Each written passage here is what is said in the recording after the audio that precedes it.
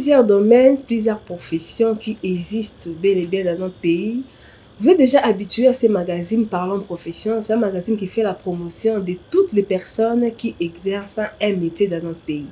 Je dis souvent, peu importe ce que vous faites, ce magazine est là pour vous promouvoir. Et c'est à travers ce magazine, la population aura la possibilité de savoir toutes les professions qui existent dans notre pays.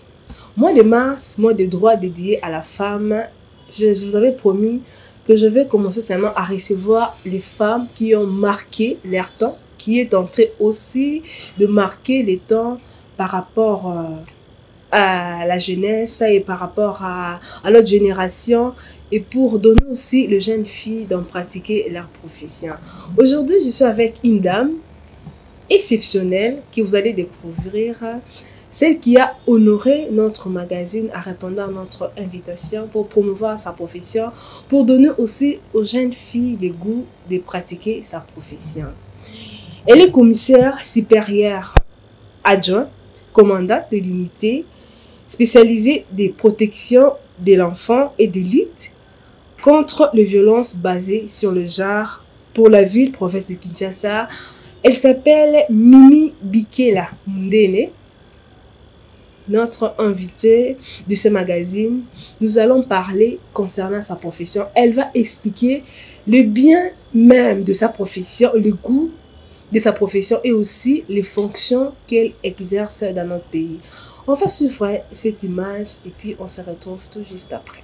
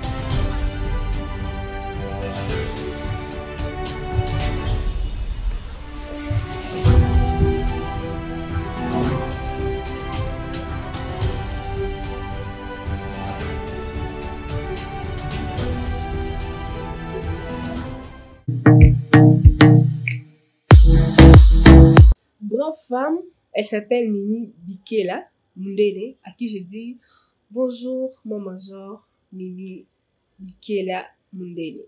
Et bonjour. Comment vous allez, mon major? Je veux bien, merci. Et vous? Oui, ça va. Major Mimi, comment se passe la prévention du coronavirus? Bon, pour coronavirus, je ne peux que dire aux gens de faire attention parce que la pandémie est là, ce n'est pas encore fini. Donc, on doit toujours garder des mesures barrières comme prévu. Et on doit se laver toujours les mains comme prévu. Donc, ça veut dire qu'il y a la maladie. On ne peut pas éviter de faire tout ça, sinon on risque de se contaminer inutilement. Voilà. Pouvez-vous vous présenter à la population qui vous suivent, qui vous voit souvent à la télé, mais ils ne savent pas qui est réellement Major Mimi? Major Mimi Bikela Mundele, ou alors je peux dire commissaire supérieur adjoint. Mimi Bikela Mundele, c'est comme ça qu'on appelle à la police. C'est un commandant, mais avant tout, c'est une journaliste de formation, mais qui évolue au sein de la police en tant que commandant d'une unité spécialisée de protection de l'enfant et de lutte contre les violences sexuelles. Mon bureau est situé au croisement des avenues Willery-Itaga. Et ce bureau a comme mission de faire la protection des enfants et de lutter contre toute forme de violence basée sur le genre. Alors, qui dit violence basée sur le genre, là, je ne fais pas allusion aux violences faites à la femme, mais je parle plutôt de violence basée sur le genre. Ça veut dire en général, ça concerne tout le monde, que ce soit les hommes et les femmes, les enfants comme le vieux. Donc, ça concerne tout le monde. Là, je parle de violence basée sur le genre et je suis là pour m'occuper de tout ça, de tout le problème au niveau du foyer, de tout le problème au niveau de la communauté et un peu partout, voilà. Et parlez-nous de votre parcours. Si je veux parler de mon parcours, donc je dirais bientôt je ferai 3 ans depuis que je suis policière, 3 ans des services. Donc je commençais, comme j'ai dit, je suis journaliste de formation, donc je faisais ISTI à l'époque. Et lors de l'avènement de l'AFDEL, je me suis intégrée dans la police comme j'ai travaillé au service de renseignement. Et après quelques années, donc j'étais obligée de mettre l'uniforme, donc j'ai été envoyée en Angola pour être formée comme policière d'intervention rapide. Après cette formation, je suis rentrée à Kinshasa, j'ai commencé à travailler à la Légion nationale PIR actuelle.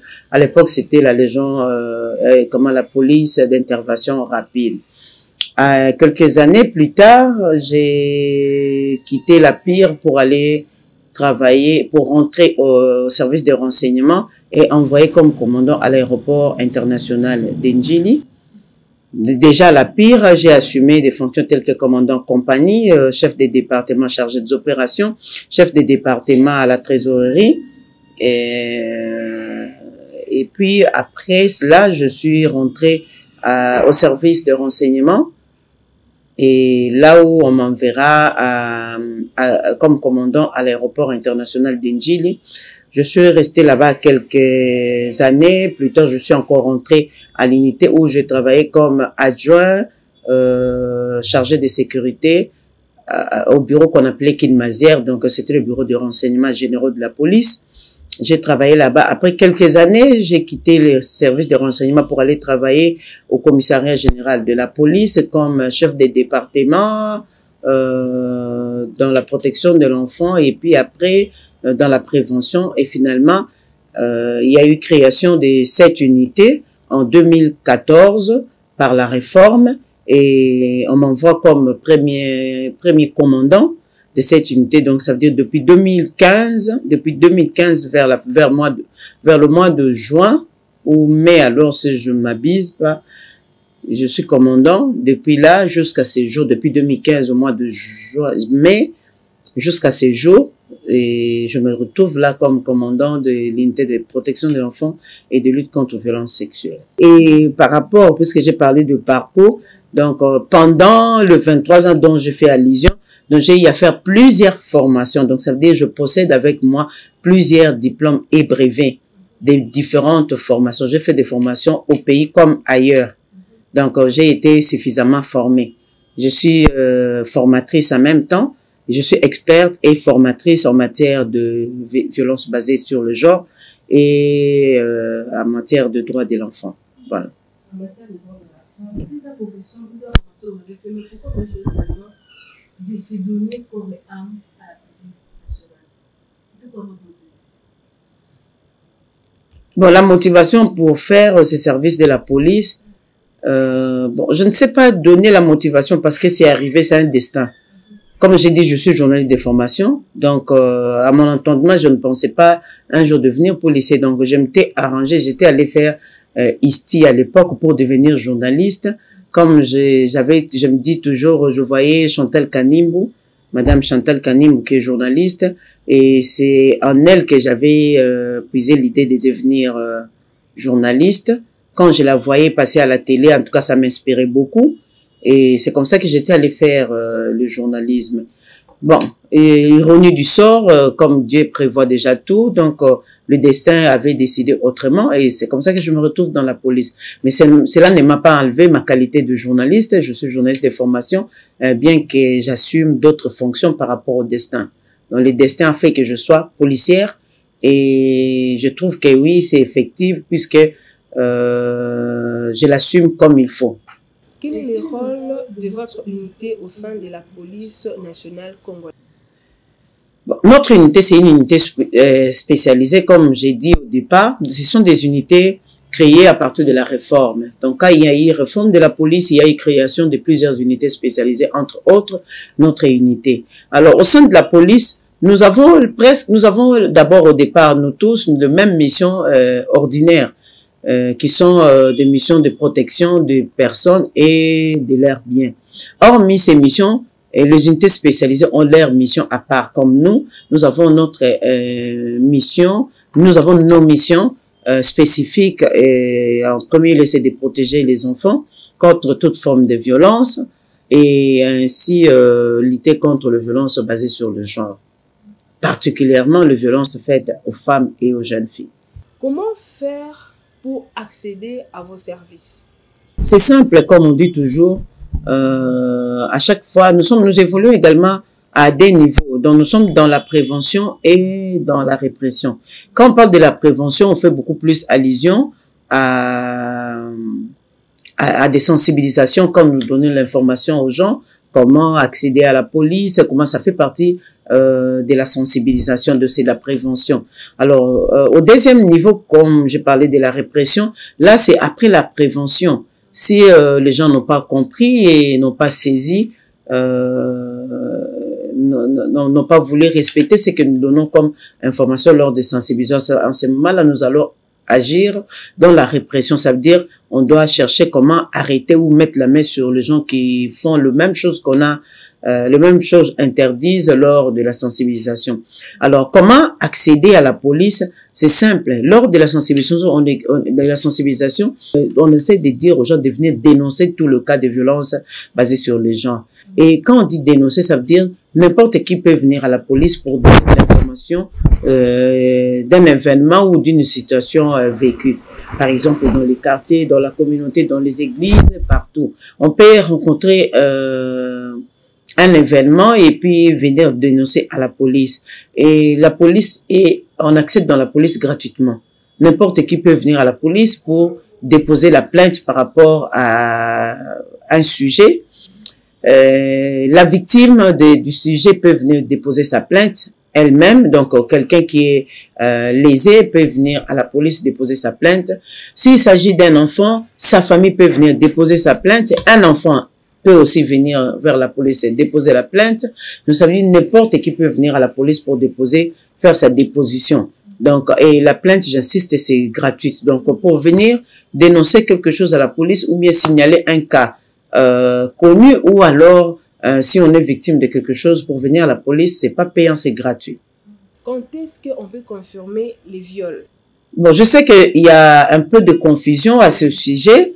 Quand on parle de viol, les gens ont tendance à faire de confusion pour parler des violences sexuelles. Alors, les violences sexuelles sont, comment je peux dire, dans plusieurs formes, se présentent en plusieurs formes.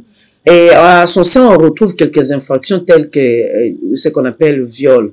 Alors, comment qualifier l'infraction de violence sexuelle comme étant viol? C'est lorsqu'il y a un rapport avec le sexe. Donc, ça veut dire il y a introduction ou intromission. Donc, ça veut dire un rapport avec quelque chose qu'on a introduit à un de trous qui se retrouve dans un corps humain. Par exemple, aux oreilles, au nez, dans la bouche et, comme on dit, dans tout orifice du corps. C'est en ce moment-là qu'on peut parler de viol. Pourquoi ne pas parler de l'appareil génital? Donc, quand on parle de l'introduction, on peut le faire par voie vaginale, par voie anale, et ça fait partie de ce qu'on appelle viol. Donc, lorsqu'il y a introduction, c'est comme ça qu'on parle de viol. Tandis que lorsqu'on parle de violence sexuelle, ça généralise beaucoup plus de choses. Là, on va trouver des agressions sexuelles. Et ça peut même ne pas faire l'introduction, mais ici il y a agression sexuelle, on peut parler de violence sexuelle. On peut parler de violence sexuelle lorsqu'il y a excision ou lorsqu'on fait la mutilation sexuelle, donc on parle de violence sexuelle. Donc on peut parler de violence sexuelle de plusieurs manières, mais le viol, c'est comme ce que je viens de dire, lorsqu'il y a introduction par rapport à un trou quelconque qui se retrouve au corps d'un être humain. Comment gérez-vous votre fonction étant commandant d'unité et le rôle de maman? Oui, avant d'être commandant d'unité, on est d'abord humain. Avant d'être commandant, on est humain. Donc, on a de famille, on est sorti d'une famille avec une éducation et on a aussi droit. En tant qu'être humain, on a droit à une vie et pour ne pas dire vie privée. La vie en l'uniforme, quand on rentre à la maison, c'est pas la tenue, hein, parce que moi, mon enfant, si mon enfant est là, il ne me verra pas de la même manière que mes collaborateurs me voient. Donc, ils me voient différemment. Si mon enfant est sur place ici, même si je suis en train de faire l'émission comme ça, il peut intervenir comme ça, là, il parle en tant qu'un enfant qui parle à sa maman. Mais c'est différent si un collègue entre ici ou un collaborateur va se réserver pour dire quelque chose. Donc, c'est juste pour dire, la vie de la police est différente de la maison, du foyer. Donc, ça veut dire quand on est maman à la maison, on se comporte comme maman à la maison. On répond à tout le besoin en tant que maman. Si les enfants demandent ceci, on est obligé de le faire. On ne fait pas le commandant à la maison. Le commandant, c'est au bureau. Donc, on a une vie normale en dehors de la tenue. On est au mois des femmes, mois des droits dédiés à la femme. Concernant notre thème qui est lié au leadership féminine, comment pouvez-vous décrire la leadership chez une femme ou bien chez la femme? Si je peux décrire le leadership chez la femme, pour moi, quand on parle d'une femme leader, c'est pas leader comme le comédien dit leader, non. Une femme leader, c'est une femme qui est modèle, une femme exemplaire, une femme influenceuse, que je peux dire. Donc, une femme, quand elle vous parle, ça vous donne envie de devenir elle. Donc, vous vous imaginez en elle. Elle vous donne envie de faire ce qu'elle fait comme travail. C'est comme j'ai l'habitude de dire, moi là, quand parfois je passe avec ma tenue ici, il y a certaines personnes qui pensent qu'à la police, il y a tout, on donne tout et tout est bon, tout est rose. Et c'est juste, j'essaye de vendre en bon mon image, pas mon image à moi, mais l'image de la police. Alors c'est comme ça qu'une femme leader peut faire. Donc une femme leader, c'est une femme qui travaille pour l'intérêt des autres, donc qui peut facilement aider, influencer, et par rapport à sa façon de faire, on peut se souvenir d'elle. Donc les années peuvent passer, tout ça, mais dans l'histoire, quand on parle d'une femme, on se souvient directement d'elle. Donc une femme leader, c'est cette femme-là. Une femme leader est différente d'une femme chef. Une femme leader est différente d'une femme directrice. Une femme leader est différente d'une femme dictatrice. Le leadership, c'est différent des chefferies, c'est différent des directions, c'est différent des autres choses. Donc, on doit faire la part de choses. Quand on parle d'une femme leader, elle doit laisser les traces. Lorsqu'elle passe, on doit sentir qu'il y avait une femme qui a travaillé à cet endroit et on peut se souvenir de ses bienfaits pour dire que moi, à mon temps, quand je serai commandant à la place de Major Mimi, je ferai la même chose que Major Mimi faisait. Là, vous faites le leader. Mais si vous restez un commandant tout court, après vous, on peut pas comparer quelqu'un à vous dont la personne se fâche comme si on l'avait insulté. Donc on vous dit, ah, vous êtes comme Major Mimi. Ah, je ne suis pas comme elle. Donc ça veut dire, vous ne faites pas leader. Vous n'êtes pas leader. Donc c'est un peu comme ça que je peux décrire les leaderships de femmes. Donc une femme leader, c'est une femme qui peut donner le goût de son travail, qui peut influencer des personnes à faire mieux tel qu'elle fait. Donc, une femme leader, c'est une femme qui laisse des traces.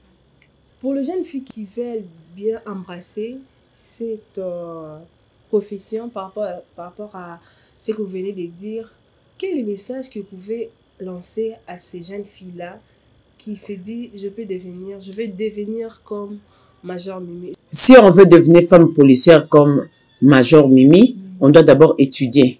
À ces temps ici, on n'a pas besoin de femmes policières illettrées. Pas de femmes policières qui ont échoué dans d'autres endroits et venir remplir la police. Non, on a besoin de femmes policières qui ont étudié, qui ont des diplômes, qui peuvent facilement défendre la valeur de la femme policière. Être diplômée, être graduée, être licenciée. N'attendez pas à rater par-ci, par-là. Donc, vous avez déjà introduit des dossiers de CV dans des banques. Vous avez introduit, pardon, vous avez refusé et vous allez vous jeter à la police. Non. Dès que vous terminez l'université, emballez vos dossiers et venez introduire dans la police. Demandez votre emploi à la police. Là, vous allez faire une bonne policière. Voilà. En dehors de la police, avez-vous une autre responsabilité que que vous exercez? Par rapport à mon expérience, depuis presque 6 ans ou 5 ans que je suis commandant ici, j'ai vécu tellement beaucoup d'histoires. Alors, ça m'avait inspiré de créer une association qu'on appelle CRESDEV, un centre de récupération, d'hébergement et d'éducation des enfants en situation difficile. En sigle, on appelle CRESDEV. J'ai eu l'initiative de créer cette association. C'est pour aider avec les amis, les enfants en situation difficile. Ça veut dire qu'il y a des endroits où il y a des enfants. Avant la décision du chef de l'État pour rendre gratuit la scolarité, alors nous, on avait déjà l'initiative de faire étudier les enfants dans des banlieues gratuitement. Donc l'essentiel était de les donner une éducation, de les récupérer pour les scolariser, parce qu'il y a à Kinshasa ici, il y a dans d'autres coins où les enfants ne trouvent pas la nécessité d'aller à l'école, voire même leurs parents ne trouvent pas pourquoi envoyer l'enfant à l'école, si l'enfant peut aller pêcher, si l'enfant peut accompagner son papa au champ, si l'enfant peut accompagner son papa à la chasse. Alors, notre association avait eu l'idée de créer une école, malgré que ça ne répond pas vraiment aux normes, mais au moins de donner l'opportunité à ces enfants-là d'aller à l'école. Alors, toujours dans le même cadre, comme nous encadrons les jeunes, cette même association a créé des équipes. On a une équipe de football et puis on a une équipe de basket qu'on appelle les deux. Il y a Mi-Coast Football et il y a Mi-Coast Basketball. Donc, ce sont des initiatives hors police. C'est juste pour encadrer les enfants. Comme je suis, donc pour moi, là, protéger les enfants ou encadrer les enfants, c'est dans le sang, présentement. Alors, je n'aime pas voir les enfants en train de se perdre. Donc, je cherche à tout prix à encadrer ces enfants-là et les amener à devenir des responsables. Et comment vous faites alors, parler un peu de ce que vous faites en dehors de la police, comment vous faites pour enregistrer tous ces enfants-là? Ils ont suivi le message, chez vous aussi, aller jouer au basket chez Major Mimi. Comment ils doivent faire? Bon, ils ne doivent pas chercher comment aller jouer au basket chez Major Mimi parce qu'il y a des encadreurs. Ce n'est pas moi qui encadre le basketteur. Donc, ça veut dire là, ce sont des contacts qui se prennent au niveau des terrains, tout ça. C'est en dehors de Major Mimi. C'est entre basketteurs et encadreurs. Donc, c'est hors Mimi. Vous êtes femme qui gère d'autres femmes. Par rapport à votre fonction, quelles sont les difficultés que vous rencontrez dans l'exercice? Nous rencontrons beaucoup de difficultés. Premièrement, nous sommes en train de traiter les dossiers en rapport avec les violences sexuelles. Mais laisse-moi vous dire que si on parle de violences sexuelles, la plupart des cas commencent au niveau de la famille. Ça commence au niveau de la maison. Il y avait même... comment? Il y a une histoire qui se disait, donc comment est-ce qu'on appelle le quoi? Où les gens disaient toujours que les cousines sont faites pour le cousin.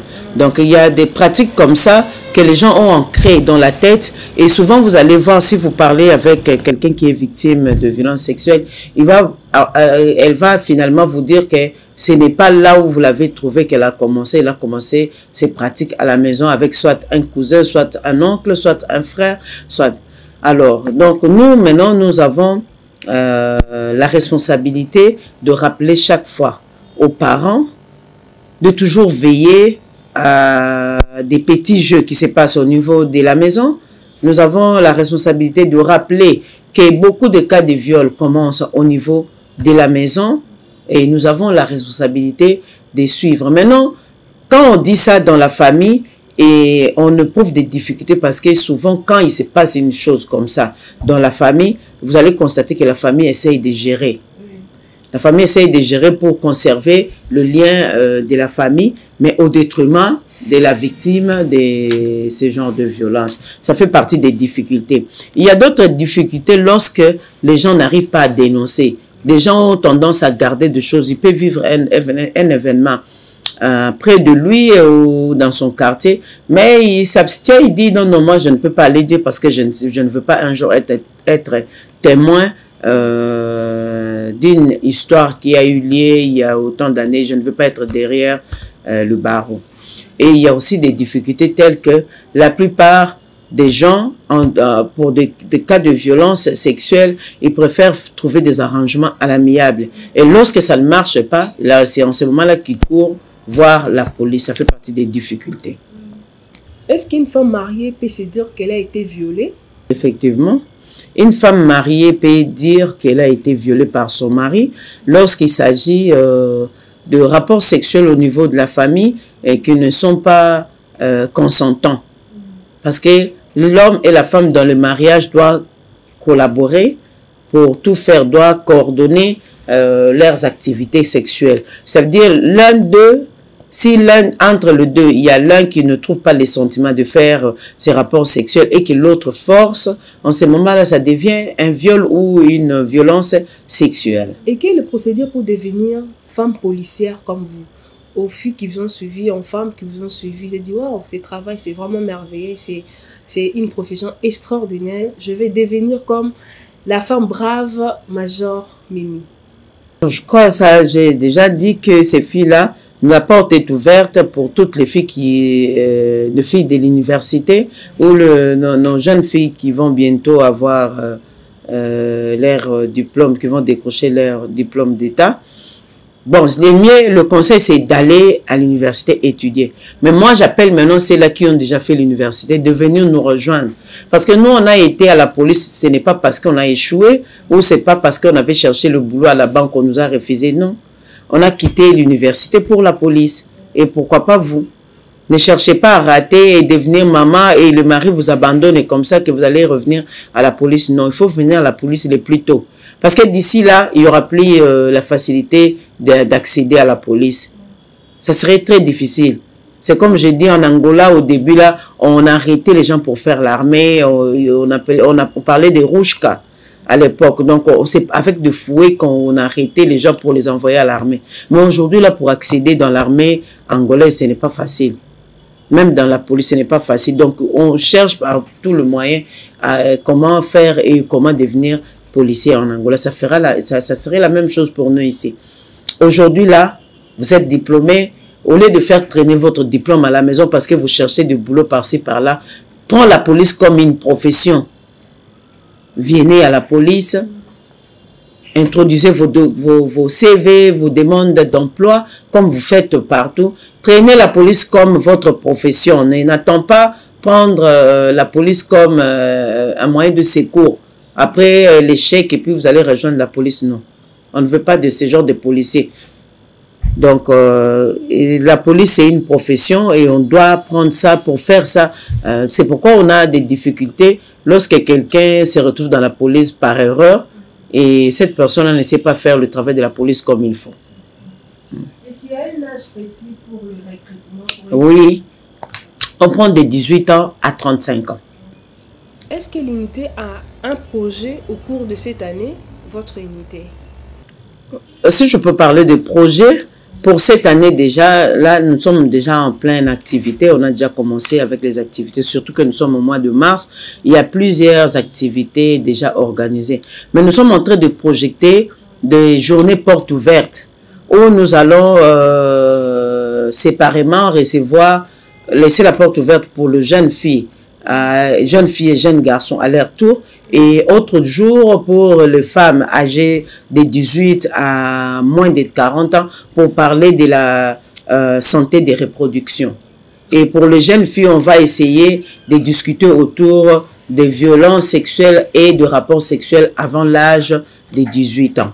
Alors, pourquoi on a choisi de faire journée porte ouverte? Parce que nous avons constaté qu'il y a encore de l'ignorance en cette matière.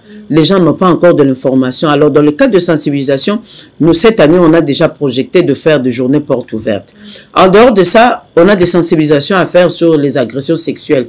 Parce que beaucoup de gens ignorent qu'il existe ces genres de violences ou de formes de violence telles que la fellation et la sodomie. Ça, ce sont des formes de violence que les gens ignorent.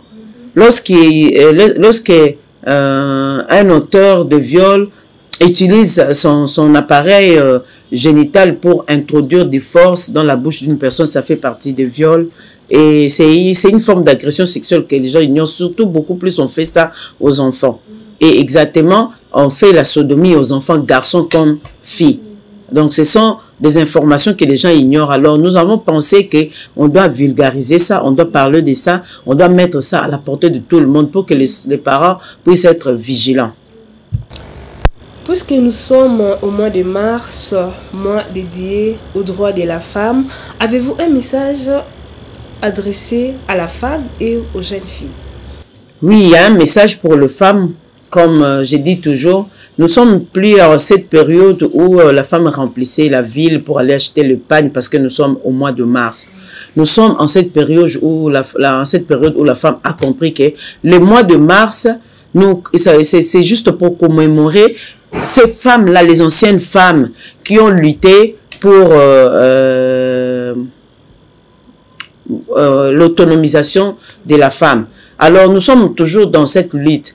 Que les femmes ne restent pas en train de parler parité dans l'imagination, en train de parler parité en attendant des faveurs. Non, nous sommes en train de parler de cette femme qui peut défendre la couleur de la femme par la méritocratie. Donc la femme qui fait quelque chose, qui travaille pour donner de la valeur au travail qu'elle fait la femme. Là, j'ai dit ça à toutes les femmes et à la jeune fille doit déjà comprendre dès le départ que le mois de mars n'est pas un mois où on fait porter aux enfants ou aux jeunes filles l'épargne. C'est le mois où les femmes se mettent ensemble pour réfléchir, voir comment nous allons basculer les hommes qui sont jusque-là en train de nous dominer par rapport à l'équité ou comment par rapport à l'égalité selon le rôle que nous jouons dans la société, sur le fonction, partout dans le travail. Alors cette femme-là ou ces femmes-là vont se réunir et réfléchir ensemble comment faire pour égaler les hommes d'ensemble, pour avoir un pourcentage égal par rapport aux hommes. Avez-vous une autre chose à ajouter, Major Mimi? Je n'ai pas grand-chose à ajouter, sauf que je fais appel à toutes les femmes qui veulent nous rejoindre dans la police de venir, de ne pas hésiter. Nous sommes dans la police, nous vivons tel que vous me voyez là, je suis policière, ça fait 23 ans, je suis entrée dans la police toute jeune et puis j'évolue dans la police, je me sens très à l'aise dans la police. Il ne faut pas mettre dans la tête, il ne faut pas penser de la policière, de la femme policière, une femme policière comme on peut penser à une femme là en train de demander l'argent dans la route, une femme là en train de danser par-ci, par-là, non. La police, c'est un métier. Vous êtes très nombreux en train de suivre ces magazines Parlons Profession. Je pense que vous avez aimé celle qui était notre invitée, cette brave femme, cette femme modèle, celle qui a motivé les autres de pratiquer sa profession. Commissaire supérieur adjoint, commandant de l'unité spécialisée de protection de l'enfant et de lutte contre les violences basées sur le genre pour la ville, province de Kinshasa. Elle était l'invitée de notre magazine de ce soir. Je vous rappelle, Major Mimi Bikela Mundene, celle qui nous a honorés pour répondre à nos questions, pour répondre aux questions liées à leur profession. Vous avez aimé, je vous remercie. Restez toujours fidèles à ces magazines, car à travers ces magazines, comme je vous dis souvent, vous allez découvrir plusieurs professions. Et je souligne encore toutes les professions qui existent dans notre pays. Vous voulez faire comme Major Mimi, vous voulez participer à ces magazines, appelez au numéro qui est au bas de nos écrans ou laissez-nous un message sur notre page Facebook Parlons Profession avec Hélène Diamond-Alelo ou aussi consultez notre chaîne YouTube Parlons Profession avec Hélène Diamond-Alelo. Toutes vos suggestions seront prises en compte. Merci à mon équipe technique. Là, je vois Degol Vumbi, Henri Skinoani, David Likanga. Merci à toutes les femmes qui sont toujours fidèles à me suivre parce qu'on est au moins dédié aux droits de la femme. Je n'ai pas oublié les hommes aussi qui me suivent, mais au moins honorons la femme parce que c'est le mois de la femme. Là, je vois aussi Godelive Mandokolo, c'est comme ça. Elle nous a assisté. Quand on était avec Major Mimi, je l'ai dédié aussi ces magazines. J'ai dédié ces magazines à Madame Christine Moaloukié. J'ai dédié ces magazines aussi à Madame Cécile Achema. Elle est toujours là pour nous suivre. Madame Bijou Dinkoulou, vous avez suivi, vous avez découvert à travers ces magazines. Major Mimi, vous avez aimé, ça vous a époustoler ce qu'elle a dit. Elle a donné le goût aux femmes de pratiquer la profession. Merci à toutes, comme je vous dis souvent, merci à toutes. Appelez-nous, n'hésitez pas. Vous voulez participer, vous voulez promouvoir votre profession, c'est à travers ces magazines. Nous sommes là. Merci à M. Samben pour la collaboration de Evi Télévision lundi à 21h juste et 10h et le mardi à 10h40. À tous et à toutes, merci et à très bientôt pour un nouveau magazine.